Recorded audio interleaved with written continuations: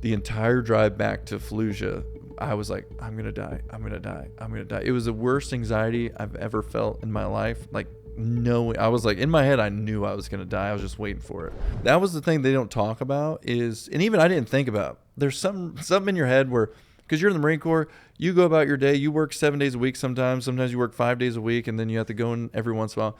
When I was going to war, it never occurred to me. It seems like people are like, that's stupid. It never occurred to me that I was going to work every single day for 7 months. Yeah. Because it's one of those things where you're like, I'm going to war, but you still don't think every single day I'm going to work. So knowing that, I'm like, oh my gosh, tomorrow we're going to work the next day. There's no time off. It's like your friend just died. You want 24 hours off? They don't do that. The luckiest day of my life ever happened. We were supposed to have 24 hours off after a concussion, your first concussion. And he gave me like 23 hours off. And he's like, you're going back out there. Jesus Christ, yeah. And pretty much it was the same scenario. And we're driving and we're going down this road. It was daylight this time. At nighttime, we cruise with NVGs and our or whatever they're called on the front of our vehicles. Yeah. Pitch black. But it was daylight for this patrol. And a ploof of smoke or something went off beside us. So my gunner sees it and he's like, hey, I think someone just shot at us, or there's something. So I'm like, hey, Outlaw 2, the gunner saw a ploof of smoke or something. Can you check that? And he went up. He's like, dude, that's an IED. So we cordon it off again. Comes out, it's 2155 African white with white phosphorus. With white phosphorus. The blasting cap went off only because they didn't set it up right. And it was going to be blasted on our truck. Wow. Talk about, and that's you would one have been thing, incinerated. Yeah, that would have ended us. And I'm just even think, I just got chills in my body because I tell all these other stories, but I rarely tell that one. Honestly, I kind of forget, but I'm like, man, how lucky. And that was right after Luke died. And I'm just sitting here like, holy crap. Like, how lucky am I to be here? Yeah. In one piece with with your face. For that to happen. Yeah. And so then, January 17th. So January 6th, and I remember because I have all my like logs from when I got my concussion reports and everything. Yeah. So now January 17th rolls around, I get hit again. This one was a weird one because this one hurt the most, but it was just a box on the side of the road. It looks so nonchalant. Usually they're putting them in animals or underground or something or in trash. This one looked like a box, a random box, and not like a wood box. It was like this big and square. I was so nonchalant. And I remember that hit us like directly on the side. Again, every time we got blown up, it would take out our tires in some form or fashion and leave shrapnel all over the trucks. Luckily, we had, I think it was like this, I don't know if it was second or third generation up armor, where it's only the doors that are up armored. So the floor's not, we still have to put stuff down on the ground and the backs weren't. So we'd have huge holes ripping through the back of our truck. But we wouldn't have, on the doors, there's like softball size just breaks in the glass from the IEDs. It's a good thing that you had that. And at least we had doors. I mean, they would have just shredded. That's the only thing. Oh, yeah, that first one would have took me out if it wasn't for that, I think. Yeah. And so at this point, they give us 2 weeks off because it was my third time being blown up, my second concussion. And they said, hey, if you get one more concussion, you're not allowed to work anymore, technically, because 3 concussions and you're unfit for duty. So they said, since you had been in the first truck, so I was in the second truck, first time I got blown up. I was in the first truck, lead vehicle, so we keep getting hit, got hit twice. And they're like, hey, we're going to move you and Gilroy to the fourth truck, because if you both get another concussion, you're out. And the fourth truck has never been hit in their whole career in Iraq, right? I bet they moved you and it got hit. So they moved me to the fourth. That's what freaking happened so with your luck, man. We're patrolling like normal. And then all of a sudden, so 2-7, my old unit, was just getting to Iraq, and they were taking over for 2-8 that was there. There was something called like the 2-8 bridge that turned into the 2-7 bridge because they were on this bridge that oversaw MSR Mobile. Yeah. They also were in charge of MSR Lincoln. Lincoln went directly along Mobile, but it was like almost like a one. It was 2-lane, but it was like a backwoods country road where a Humvee barely fit on it. Like you couldn't fit 2 Humvees like side by side really on it because that's how small the road was.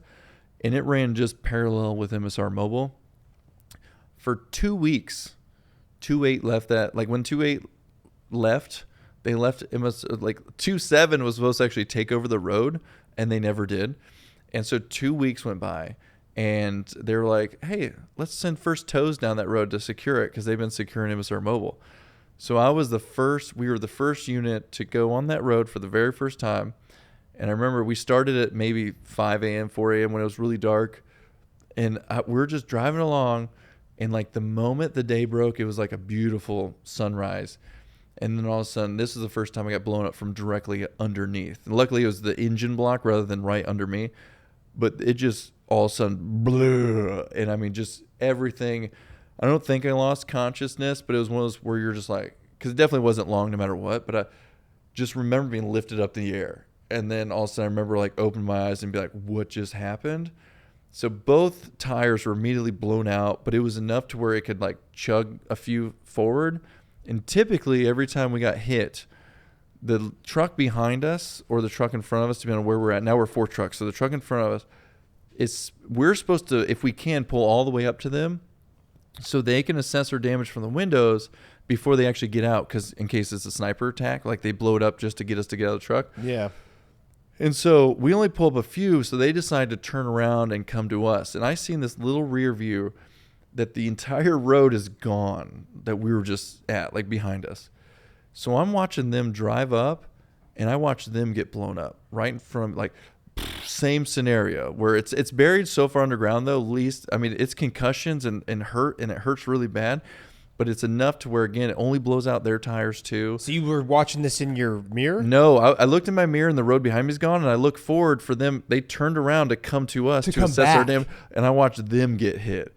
While they're facing you. And then, yeah. Oh my God. And then so luckily concussions were had, but they still had enough to like pull up next to us. And so we're looking at each other, and I'm seeing the road in front of us gone. The road behind us pretty much gone.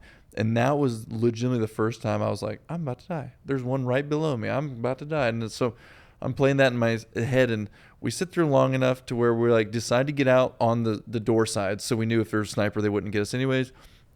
We change out all the tires. We get back on the road to go to this little fob that was not too, we were still really far away from Camp Fallujah to get assessed there. So we got enough. We waited for another unit to come and replace us. And so we go back to this little fob just to get checked out. And they're like, this is your 3rd concussion. You can't work anymore, right? They confirmed with you that you had They confirmed it. They're like, hey, you can't work anymore, all this stuff. Then we get a call on the radio. The people who just replaced us got hit so hard that there's a medevac. Like, it's the doors blown off, the windows gone, like there's blood everywhere. Like they're like, you guys need to go back. On this 1-lane dirt road back that on you that, were just yeah, on. back on. It wasn't dirt. It was like it was where they could melt down the road, put a bomb there, and seal it back up like the old tar roads. Okay. But it's still like a barely, like 2 little Iraq cars can get by, but 1 Humvee pretty much. Yeah. And so what happened too is when he was blown up, and that was the bigger one, instantly the driver had to be medevaced. I mean, everything was crushed. His entire left and right side, or left side, was crushed. But because it was blown up, he actually steered into some Iraqis, like an Iraqi family's car, and they had to be medevaced. But in my head, as a faith-based person, I was like, wait, you're sending me back out there? I'm supposed to die. I think I was supposed to die out there, and I didn't. And now God's kind of rewriting the story and making me go back out to die, because they just said I couldn't work anymore. They just said my next trip would be Camp Fallujah, and then I'd be done working because I'm unfit for duty after my 3rd concussion. Now they're saying I'm going to go back out and take over patrol because these guys are hurt worse than us, and they need to get medevac. So we drove back there, man, on that same road, and I remember seeing the craziness of the car, the Humvee door being missing. I still don't know where the glass went. The glass is like this thick in the door, and it just wasn't anywhere. And this is the same day that you had just been blown up. Like an hour later. Like they just went and took over for us. And then by the time we got there, got checked out, they were already hit, and we had to go back. God. Another ID went off that day too, and like there ended up being like 4 people who couldn't work anymore, and just it was horrible. And but I drove back out there, and I remember the medevac coming in. They already medevaced the guy who was her Weimer, who was like being medevaced out, and they came back for the civilians who were injured. Like they had blood all over their head, and like we wrapped them and sutured them up and stuff, and we're waiting for the medevac. And I remember still thinking I was gonna die. I still got out of the truck. I thought I was gonna probably be sniped, but I was like, you know what? I still can't just show up and not do anything. I'm a leader in this, so I get out. I remember running over there checking on them, and my buddy, I think it was Egress, had them all wrapped up, or no, Mills. One of them had them all wrapped up. It wasn't even a corpsman. It was just a guy who knew basic combat lifesavers, had them wrapped up really nicely. And then I was like, you guys good? You guys good? And then the chopper came. We started moving them. I was like, I'm just going to go back to the truck. And I just went back to the truck and sat there. the entire drive back to Fallujah, I was like, I'm going to die. I'm going to die. I'm going to die. It was the worst anxiety I've ever felt in my life. Like, no, I was like, in my head, I knew I was going to die. I was just waiting for it. But we got back to Camp Fallujah, and I didn't die. And in Fallujah. Yeah, so this Camp Fallujah's in Camp Fallujah. Fallujah's, yeah, in Fallujah. Or was in Fallujah. Yeah, and so I get back there, and they don't send me home. They don't send me to get a CAT scan. They don't do anything. And so I just, for the next 4 months, I'm just COG of Camp Grizzly. Camp Bellawood, it switched when I was there. Same camp inside of Camp Fallujah, but they switched names. I forget which one was first.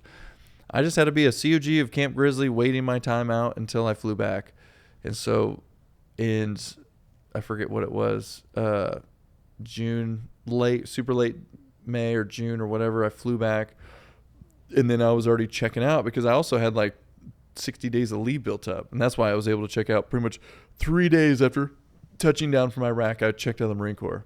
Wow. But they said, they're like, do you need to see medical? And I was like, I don't think so, because you didn't send me to see medical. And I didn't have to use my brain. So I would have expected that if I needed to, I'm like, you guys are the smart ones. Yeah. They kept saying they were going to send me to Balad when I was over in Iraq, and they just never did.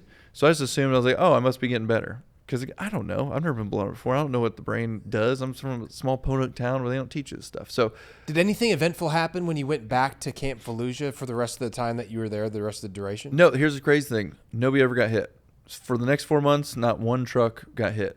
Really? So all of the IED blasts happened while you were actively going out? Yeah. Crazy, right? My buddy was killed. I was blown up 4 times. Nobody else was blown up 4 times either.